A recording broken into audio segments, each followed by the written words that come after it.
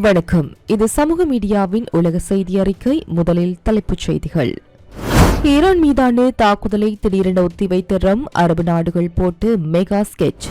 ஈரானுக்கு நேரம் முடிந்துவிட்டது, இல்லையெனில் எதுவும் மிஞ்சாது. ட்ரம்ப் விடுத்த இறுதி மரண பய எச்சரிக்கை. அணு ஆயுத கொள்கையில் மாறுமா அமெரிக்காவின் நிலைப்பாடு? வளைகுடா போர் அழுகரும் பெட்ரோல் விலை. ரஷ்ய எண்ணெய்க்கான தடை விலக்கலை மேலும் 30 நாட்களுக்கு நீடித்தது அமெரிக்கா. காசாவில் நடப்பது அப்பட்டமான இனப்படுகொலை. இஸ்ரேலுக்கு ஐநா சபை அதிரடி முட்டுக்கட்டை. Fourth Monkey Connect. AI works for you. உலகம் முழுவதும் தமிழர்களுக்கான AI WhatsApp Business Connect. Business தேடுறீங்களா? வாட்ஸ்அப் போதும். எந்த நாட்டிலிருந்தும் பதிவு செய்ய தயாரா இருங்க. Coming soon.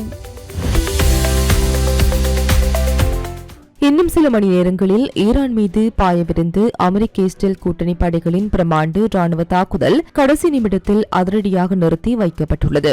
Qatar, Saudi Arabia மற்றும் ஐக்கிய அரபு அமீரகம் ஆகிய வளைகுடா நகரங்களின் தலைவர்கள் விடுத்த அவசர வேண்டுகோளை ஏற்று செவ்வாய்க்கிழமை நடத்த திட்டமிடப்பட்டிருந்த ஈரான் மீதான தாக்குதலை ஒத்திவைப்பதாக அமெரிக்க அதிபர் டொனால்டு ட்ரம்ப் அதிரடியாக பிரகடனப்படுத்தியுள்ளார். பாகிஸ்தான் மத்தியஸ்தம் மூலம் அமெரிக்காவின் 5 அம்ச திட்டத்திற்கு ஈரான் தனது பதிலை நேற்று அனுப்பியதை தொடர்ந்து ட்ரம்ப் தனது ட்ரூத் சோசியல் தளத்தில் இந்த முக்கிய அறிவிப்பை வெளியிட்டுள்ளார். இன்று ஈரான் இஸ்லாமிய குடியரசு மீது நடத்த திட்டமிட்டிருந்த தமது பிரமாண்ட ராணுவ தாக்குதலை நான் தற்காலிகமாக ஒத்திவைக்கின்றேன். இந்த தாக்குதலை இப்போதைக்கு நடத்த வேண்டாம் என்று அமெரிக்க ராணுவத்திற்கு உத்தரவிட்டுள்ளேன். தற்போது அமெரிக்கா ஈரான் இடையே தீவிரமான ரகசிய ராஜதந்திர பேச்சுவார்த்தைகள் நடைபெற்று வருவதால் தாக்குதலை ஒத்திவைக்குமாறு கத்தார், சவுதி அரேபியா மற்றும் ஐக்கிய அரபு அமீரக தலைவர்கள் என்னை நேரடியாக வலியுறுத்தினர். அவர்களின் கோரிக்கைக்கு நான் மதிப்பளித்துள்ளேன். தாக்குதலை ஒத்திவைத்தாலும் ட்ரம்ப் தனது அனல் பறக்கும் எச்சரிக்கையை நிறுத்தவில்லை. பேச்சுவார்த்தைகள் தோல்வியுற்றதால் ஈரான் உலக வரைபடத்திலிருந்தே துடைக்கப்படும் என்ற தொனியில் அவர் பேசியுள்ளார். ஈரானுக்கு அணு ஆயுதங்கள் இல்லை என்பதை உறுதிப்படுத்தும் ஒரு வரலாற்று ஒப்பந்தம் வளைகுடா நாடுகளின் முன்னிலையில் எட்டப்படும் என்று அவர்கள் நம்புகின்றார்கள். ஒருவேளை அமெரிக்காவிற்கு ஏற்றுக்கொள்ளக்கூடிய ஒரு ஒப்பந்தம் எட்டப்படாவிட்டால் அடுத்த ஒரு நொடி பொழுதில் ஈரான் மீது ஒரு முழுமையான பிரமாண்டமான போரை தொடுக்க தயாராக இருக்குமாறு அமெரிக்க படைகளுக்கு நான் அறிவுறுத்தியுள்ளேன். சீனாவின் அதிபர் ஜி ஜின்பிங்கை சந்தித்துவிட்டு வந்ததில் இருந்தே ஈரான் மீது புயலுக்கு முந்தைய அமைதி என ட்ரம்ப் அச்சுறுத்தி வந்த நிலையில் இந்த அமைதி பேச்சுவார்த்தையில் மிக முக்கிய புள்ளியாக இருப்பது ஹார்முஸ் ஜலசந்தியாகும். அமெரிக்கா விதித்து 5 அம்ச கோரிக்கைகளுக்கு பதிலளித்துள்ள ஈரான் மூலோபாய முக்கியத்துவம் வாய்ந்த ஹார்முஸ் ஜலசந்தியை தங்களது இஸ்லாமிய புரட்சிகர பாதுகாப்பு படைதான் தொடர்ந்து நிர்வகிக்கும் என்று கராராக கூறிவிட்டது. ஆனால் போர் தொடங்கியதிலிருந்து மூடப்பட்டுள்ள இந்த உலகளாவிய எரிசக்தி வழித்தடத்தை ஈரான் நிபந்தனையின்றி உடனடியாக திறக்க வேண்டும் என்று ட்ரம்ப் ஒற்றைக்காலில் நிற்கின்றார். இதற்கிடையே வளைகுடா நீர் வழியில் ஏற்படும் முன்னேற்றங்களை கண்காணிக்க புதிதாக உருவாக்கப்பட்டு பாரசீக வளைகுடா நீரிணை ஆணையம் தங்களது நிகழ்நேர தகவல்களை வழங்க தொடங்கியுள்ளது குறிப்பிடத்தக்கது. ட்ரம்ப் தற்காலிகமாக ஒத்திவைத்துள்ள போதிலும் ஈரானின் அணுசக்தி திட்டங்களுக்கு எதிரான அவரது அணு அளவிலான பிடிவாதம் குறையவில்லை. போரை முடிவுக்கு கொண்டு வருவதற்கான இறுதி ஒப்பந்தத்தை எட்ட ஈரானுக்கு கொடுக்கப்பட்ட அவகாசம் முடியப் போவதாக ட்ரம்ப் மிக கடுமையான அச்சுறுத்தலை விடுத்துள்ளார். ஈரானின் எரிசக்தி மற்றும் அணுசக்தி உள்கட்டமைப்புகள் மீது வாஷிங்டனும் இஸ்ரேலும் இணைந்து எந்த நேரத்திலும் வான்வழி தாக்குதல்களை நடத்த திட்டமிட்டுள்ள சூழலில் ட்ரம்ப் தனது ட்ரூத் சோசியல் பக்கத்தில் பதிவிட்டுள்ளதாவது: ஈரானுக்கு காலம் கடந்து கொண்டிருக்கின்றது. அவர்கள் மிக மிக வேகமாக செயல்பட்டு பேச்சுவார்த்தைக்கு உடன்பட தொடங்க வேண்டும். இல்லையெனில் அவர்களிடம் அழிவை தவிர வேறு எதுவும் மிஞ்சியிருக்காது. நேரம் மிகவும் முக்கியமானது. அரசியல் மற்றும் ராணுவ நிபுணர்களின் கணிப்புப்படி ஈரானின் அணு ஆயுத கையிருப்பு குறித்து தனது மூலோபாய நிலைப்பாட்டை ட்ரம்ப் மாற்றிக்கொள்ள வாய்ப்பே இல்லை என்று கூறப்படுகிறது. அதற்கு பின்னரும் 3 முக்கிய காரணங்கள் முன்வைக்கப்படுகின்றன.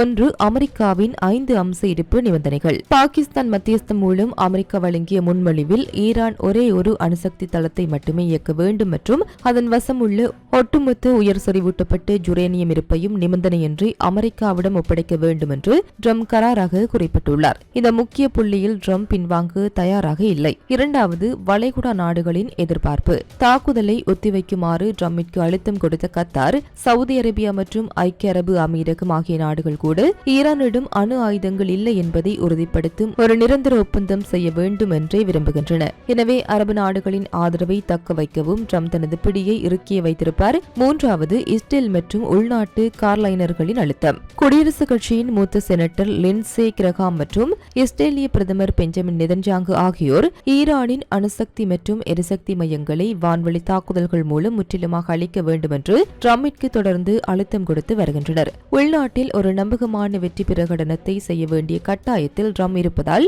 அவர் ஈரானுக்கு சலுகைகளை வழங்க மாட்டார். ட்ரம்பின் தற்போதைய தாக்குதல் ஒத்திவைப்பு என்பது ஈரானுக்கு கொடுக்கப்பட்ட சலுகை அல்ல, மாறாக அது துப்பாக்கி முனையில் வெடிக்கப்பட்டு ஒரு இறுதி எச்சரிக்கையாகும். ஹார்முஸ் ஜலசந்தியை தனது கட்டுப்பாட்டில் வைத்துள்ளதாக ஈரான் பிடிவாதம் பிடித்து வரும் வேளையில் ட்ரம்ப் தனது ராஜதந்திர போர் உத்தியின் மூலமாக ஈரானை முற்றிலுமாக பணிய வைக்க முயல்கின்றார். பாகிஸ்தானில் நடக்கவிருக்கும் 2ஆம் சுற்று பேச்சுவார்த்தையில் ஈரான் தனது யுரேனியம் கையிருப்பை ஒப்படைக்க மறுத்தால் அடுத்த சில தினங்களில் ஆபரேஷன் ஸ்டெல்த் கேமர் அதிகாரப்பூர்வமாக தொடங்குவது உறுதி. அமெரிக்க இஸ்ரேல் கூட்டணி படைகளின் தாக்குதலால் ஈரான் ஹார்முஸ் ஜலசந்தியை மூடியுள்ளதை தொடர்ந்து உலகளவில் ஏற்பட்டுள்ள கடுமையான கச்சா எண்ணெய் பற்றாக்குறை மற்றும் விலை உயர்வை தணிக்கும் பொருட்டு அமெரிக்கா அதிரடி முடிவு ஒன்றை எடுத்துள்ளது. ரஷ்யாவின் கடல்வழி எண்ணெயை கொள்முதல் செய்வதற்கு உலக நாடுகளுக்கு அளிக்கப்பட்டிருந்த தடை விலக்கை மேலும் 30 நாட்களுக்கு நீடிப்பதாக அமெரிக்க கருவூலத்துறை அறிவித்துள்ளது. பாரிஸில் நடைபெற்ற G7 நிதி தலைவர்களின் கூட்டத்திற்கு பிறகு அமெரிக்க கருவூல செயலாளர் ஸ்காட் பெசன்ட் எக்ஸ் தளத்தில் வெளியிட்டுள்ள அதிகாரப்பூர்வ விவரங்கள் இந்த 30 நாட்கள் நீடிப்பு உலக நாடுகளுக்கு கூடுதல் நெகிழ்வுத்தன்மையை வழங்கும். இந்த பொது உரிமம் கச்சா எண்ணெய் சந்தையை நிலைப்படுத்தவும், வளைகுடா போரினால் ஏற்பட்டுள்ள எனர்ஜி பற்றாக்குறையால் மிகவும் பாதிக்கப்பட்டுள்ள ஏழை நாடுகளுக்கு எண்ணெய் சென்றடைவதை உறுதி செய்யவும் உதவும். ரஷ்ய எண்ணெய்க்கான இந்த விலக்கு நீடிப்பு தள்ளுபடி விலையில் கச்சா எண்ணெயை சீனா ஒட்டுமொத்தமாக பதுக்கி வைக்கும் திறனை குறைக்கும். இதன் மூலம் தற்போது உள்ள விநியோகத்தை எண்ணெய் தேவை அதிகமாக உள்ள பிற நாடுகளுக்கு திருப்பிவிட முடியும். அமெரிக்க கருவூலத்துறை இந்த தடை விலக்கை காலாவதியாக அனுமதித்து பின்னர் மீண்டும் நீடிப்பது இது 2வது முறையாகும். கடந்த மார்ச் மாதம் ஈரான் மீதான கூட்டு தாக்குதல்களால் உலகளாவிய எண்ணெய் விநியோகம் தடைப்பட்ட போது கடலில் டேங்கர்களில் தேங்கியிருந்த ரஷ்ய எண்ணெயை விடுவிக்க இந்த சிஸ்டம் முதலில் அறிமுகப்படுத்தப்பட்டது. உக்ரைன் போர் காரணமாக ரஷ்யா மீது அமெரிக்கா விதித்த தடைகளுக்கு முன்பு ரஷ்ய கச்சா எண்ணெயை உலகிலேயே அதிகமாக வாங்கிய நாடுகளில் இந்தியாவும் ஒன்று. அமெரிக்காவின் இந்த 30 நாள் நீடிப்பு இந்தியாவிற்கு தற்காலிக நிவாரணம் அளித்துள்ள போதிலும் புதுதில்லி தனது இறையாண்மை நிலைப்பாட்டை தெளிவுபடுத்தியுள்ளது. அமெரிக்காவின் தடை விலக்குகளின் நிலை என்னவாக இருந்தாலும் அதை பற்றி கவலைப்படாமல் இந்தியா தனது சொந்த நாட்டு மக்களின் நலனுக்காக ரஷ்ய கச்சா எண்ணெயை தொடர்ந்து வாங்கும் என பெட்ரோலியம் மற்றும் இயற்கை எரிவாயு அமைச்சகம் தெரிவித்துள்ளது. அமெரிக்கா மற்றும் ஈரானுக்கு இடையே போரை முடிவுக்கு கொண்டுவர பாகிஸ்தான் வழியே ராஜதந்திர பேச்சுவார்த்தைகள் நடந்து வருவதாகவும் ஈரானிய எண்ணெய் மீதான தடைகளை வாஷிங்டன் தற்காலிகமாக தளர்த்து பரிசீலிப்பதாகவும் செய்திகள் வெளியான போதிலும் கச்சா எண்ணெய் விலை குறையவில்லை. திங்கட்கிழமையன்று பிரெண்ட் கச்சா எண்ணெய் விலை மேலும் 1.5% உயர்ந்து ஒரு பீப்பாய் கிட்டத்தட்ட $3 அதிகரித்து உலக நாடுகளை அதிர்ச்சியடைய செய்துள்ளது. அமெரிக்க அதிபர் டொனால்ட் ட்ரம்ப் மற்றும் ஸ்காட் பெசன்ட் கூட்டணியின் இந்த நடவடிக்கை அவர்களின் அப்பட்டமான சுயநல ராஜதந்திரத்தை காட்டுகிறது. ஒருபுறம் ஈரானின் போர் இயந்திரத்தை முடக்க G7 நாடுகள் கடுமையான தடைகளை பின்பற்ற வேண்டும் என பாரிஸில் முழங்குகின்றார்கள். மறுபுறம் வளைகுடா போரினால் அமெரிக்காவிற்குள் கச்சா எண்ணெய் விலை உயர்ந்து டொனால்ட் ட்ரம்பின் அரசியல் பிம்பம் சிதைந்துவிடக்கூடாது என்பதற்காக தங்களால் தடை செய்யப்பட்டு ரஷ்யாவின் எண்ணெயையே உலக நாடுகள் வாங்க 30 நாட்கள் பச்சை கொடி காட்டுகின்றார்கள். எப்படி பார்த்தாலும் அமெரிக்காவின் தடைகளை மதிக்காமல் ரஷ்ய எண்ணெயை தொடர்ந்து வாங்குவோம் என்று இந்தியாவின் அதிரடி பதில் சர்வதேச அரங்கில் புதுதில்லியில் விஸ்வரூப பலத்தை காட்டுகிறது. காசா பகுதியில் இஸ்ரேல் நிகழ்த்தி வரும் இனப்படுகொலை செயல்களை உடனடியாக தடுக்க வேண்டும் என்று ஐக்கிய நாடுகள் சபை இஸ்ரேலுக்கு கடுமையான உத்தரவை பிறப்பித்துள்ளது. பாலஸ்தீனிய பகுதிகள் மற்றும் ஆக்கிரமிக்கப்பட்ட மேற்கு கரை முழுவதும் இஸ்ரேல் நடத்தி வரும் இன சுத்திகரிப்பு சர்வதேச சட்டங்களுக்கு எதிரானது என ஐநா கவலை எழுப்பியுள்ளது.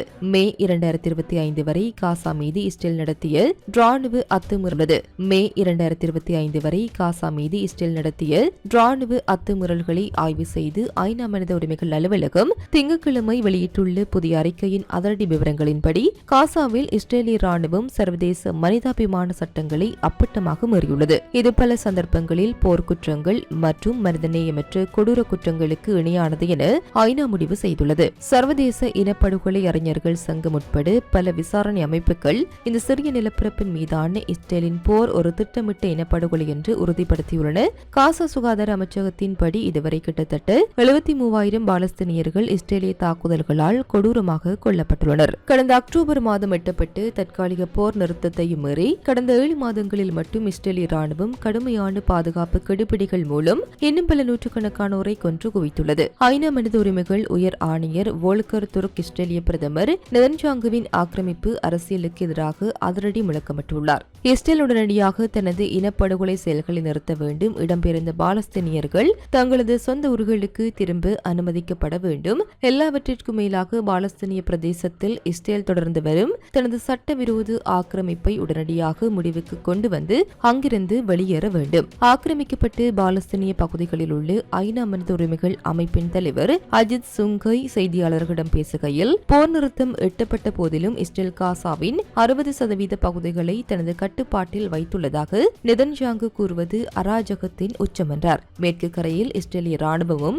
அங்கு அத்துமீறி குடியேறிய ஜூதர்களும் கூட்டாக சேர்ந்து தண்டனைக்கு அஞ்சாமல் பாலஸ்தீனியர்களை கொன்று குவித்து வருகின்றனர். பல தசாப்தங்களாக ஆவணப்படுத்தப்பட்ட இந்த கொடூரங்களுக்கு பாதிக்கப்பட்ட மக்களுக்கு இன்னும் நீதி கிடைக்கவில்லை என அவர் சாடியுள்ளார். இதேவேளை ஹமாஸ் மற்றும் பிற ஆயுத குழுக்களும் சர்வதேச மனித உரிமை மீறல்களில் ஈடுபடுவதை கண்டித்துள்ள ஐநா பொதுமக்கள் மீது கண்ணை மூடிக்கொண்டு ஏவுகணைகளை வீசுவதை நிறுத்த வேண்டும் என்றும் வலியுறுத்தியுள்ளது. கடந்த மாதம் ஈரானுடன் அமெரிக்கா இஸ்ரேல் கூட்டணி தற்காலிக போர் நிறுத்தம் செய்திருந்த போதிலும் காசா பகுதி மீதான இஸ்ரேலின் ரகசிய குண்டுவீச்சு மற்றும் ரொட்டி போன்று அத்தியாவசிய உணவுக்கான மாவு, எரிபொருள் விநியோக முடக்கம் ஆகியவை பாலஸ்தீனியர்களின் வாழ்வாதாரத்தை சீர்குலைத்துள்ளது. தற்போது நடுக்கடலில் 40 நாடுகளின் குடிமக்கள் பயணித்த குளோபல் சுமூத் உதவி கப்பல்களை இஸ்ரேல் கடற்கொள்ளை பாணியில் சிறைப்பிடித்துள்ள வேளையில் ஐநாவின் இந்த இனப்படுகொலை அறிக்கை வெளியாகியுள்ளது. இது அடுத்த சில நாட்களில் ஈரான் மீது ஆபரேஷன் ஸ்டெல்த் கேமர் தாக்குதலை தொடங்க துடிக்கும் அமெரிக்க அதிபர் டொனால்டு டிரம்ப் மற்றும் நெதன்யாகு கூட்டணிக்கு